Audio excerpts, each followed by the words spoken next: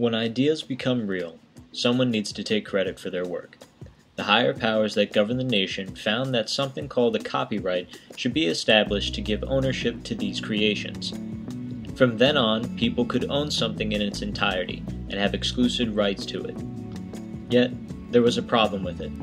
There needed to be some kind of limitations to it. A person couldn't own it forever.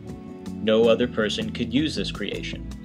A lifespan was put into place for copyright for a lifetime of the author, plus 70 years. To add the 70 years is to give the author's next generation the ability to carry out the author's wishes with the creation. When the copyright was up, though, it could be renewed. But what if it wasn't? Heck, what about all the works that came before this act was established?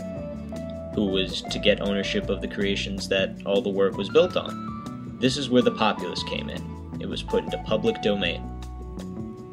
Once a creation moves to the public domain, all the peoples are free to use it. This is a wonderful thing. The people can build upon this idea and utilize it to its fullest. For instance, all works that the government publish are in the public domain. This is a very good thing.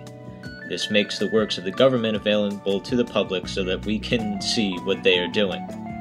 Furthermore, giving the ability to watch the government and, in a sense, govern them. We can also get officials to then work on the law or bill and make changes to it. Another big positive.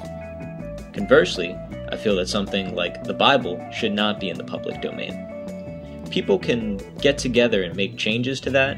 This is something religions are based on, and changes can be made to that. Something is very wrong with that. And at the same time, giving exclusive rights to someone for the Bible is equally as dangerous. That person can do whatever he or she wishes with it. Some things, however, I am fully behind having someone the exclusive rights. For instance, the comic book giant Marvel. Spider-Man visits Tommy Wiseau's new movie screening does not make for a very good comic, and Stan Lee knows that. So why allow someone's creation to be perverted in such a way that it makes the author's vision skewed? On the flip side, there are still many works that are copyrighted but I feel should be in the public domain.